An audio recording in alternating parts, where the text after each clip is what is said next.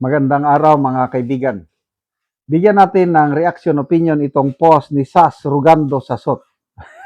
Breaking news ito. Sabi nyo, nahuli si Claire Castro.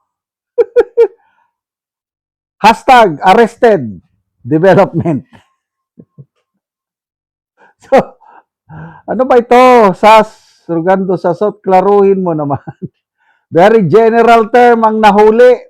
Ano bang ibig sabihin ng nahuli si Claire Castro? Is it real na original? Oh. Original meaning ng nahuli is arrested.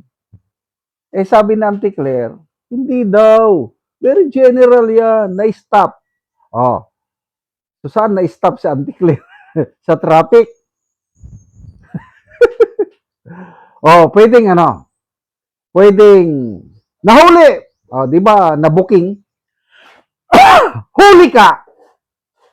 Pag sinabihan ka ng huli ka, it does not mean na nahuli na ikulong or ano. Yung pag may ginawa ka hindi maganda, na-booking ka, oh, pwedeng, nahuli yan, na-booking.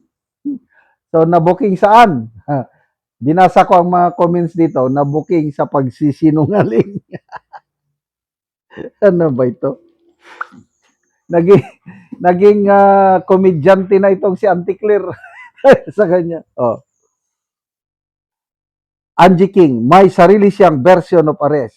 Oh, ito, Christopher Corbin. Yes! Nahuli talaga siya sa balita. Baka hindi pa niya alam, kasi tahimik pa siya. Baka hindi niya alam na nag-announce na ang Secretary of Justice na si Saldico is free at last. Hindi na naka-custody whatsoever. Hindi na alam kung nasaan. He is free to roam around anywhere. So, yeah. So tahimik sa Auntie Claire, nahuli sa balita, late. Late. Ano pa? Ano, may nabasa ko dito.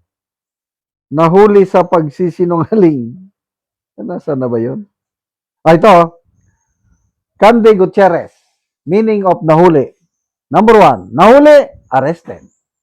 Or, nahuli, na late. Or, nahuli, na booking. Oh, Auntie Claire, kumusta? Aminin nyo na bang na-booking kayo?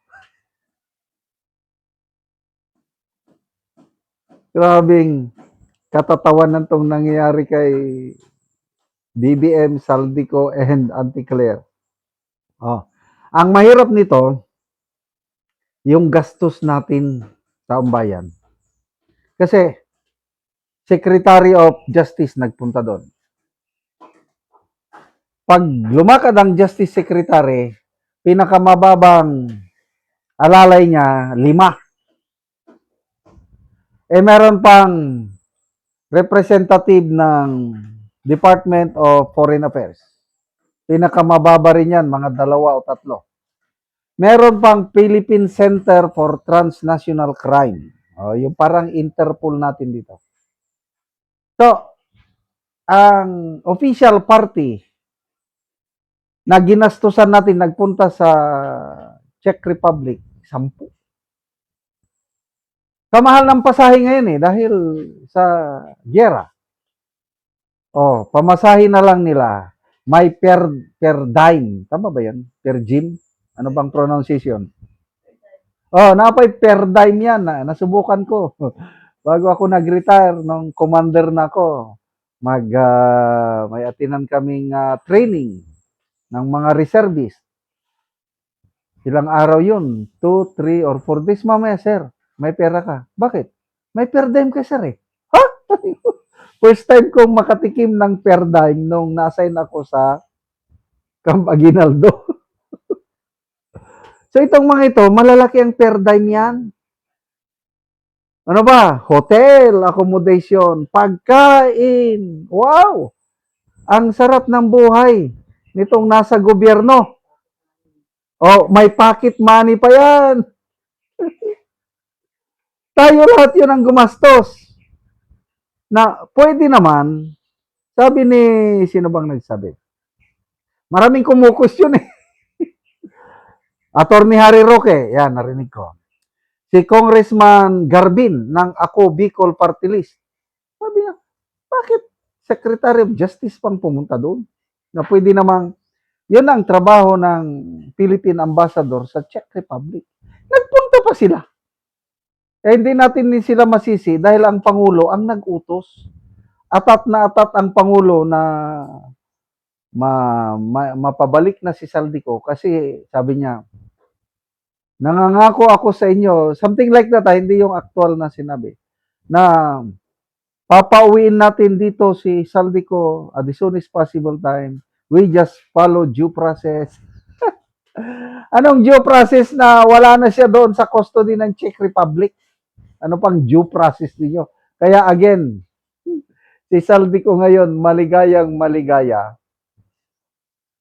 kumakanta ng Born Free. Si Pangulo mo naman, I don't know kung marunong siyang kumakanta siya ngayon ng It's Crying Time. Siya ang nasupalpal eh. Si Auntie Claire naman, ano bang magandang team song kay Auntie Claire? Oh yes, I'm the great pretender. Pretend that I am doing well.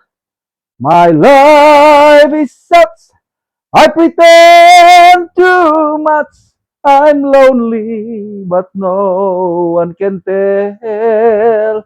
Pretending that yon ang bagay kay Auntie Claire. She is the great pretender.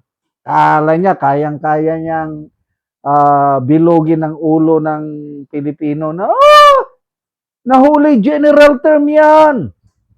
Na-stop lang yan, hindi nakakilos, hindi naman ibig sabihin na aresto. Ay nako.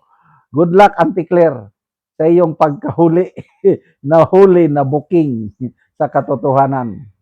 Salamat mga kaibigan sa inyong pagsubaybay sa channel nito. Nakakatulong kayo ng malaki sa tribong talandig ng Bukidnon dahil ang income natin sa channel na ito is pantulong po sa tribo. Namimigay tayo ng libreng yero at pako para makapagpatayo sila ng mas maayos na tirahan. Panoorin nyo ang video na ito. Na anak ko diri sa balay sa tabangan ng Mugero. So mauna ni ang itsura sa iyang balay. Kawayan lang o nagliki na gani. So gaulan na nagyud ni umulan kay gabok naman.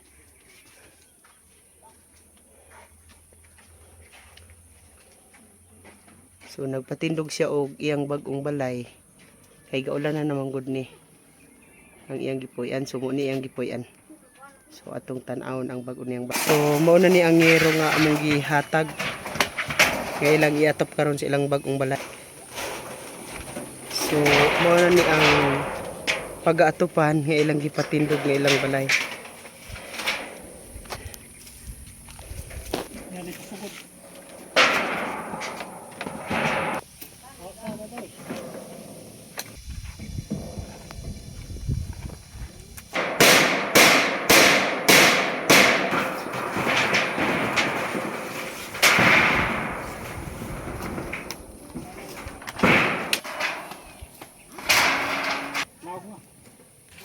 O karon humanagid sa pag-atop.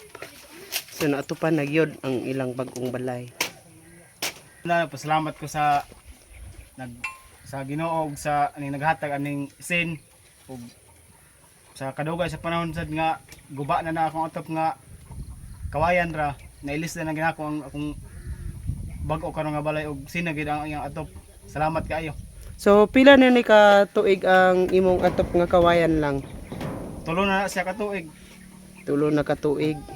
Dako kayo pasalamat karon nga niabot ning sin nga gihatag sa amo mabag-o na gid akong balay karon. So pila ni kabulan ang imong ipatindog nga bagong balay? Pila na ni kabulan nga wala nimo natupan? Kuha na ni mag-upat na ni karong pizza 5 sa Mayo. So upat ka bulan. Ngano man sa mag-upat na hapit ka bulan, wala ka nakaatop. Tungod sa mo lagi ning nainadlawan igo ra pud sa pagkaon. Mm. Di na mamajitan ang para sa pang-atop. Mm. So lisod gyud. Lisod kayo kayong panginabuhi karon. So salamat kayo. Dako kay kong pasalamat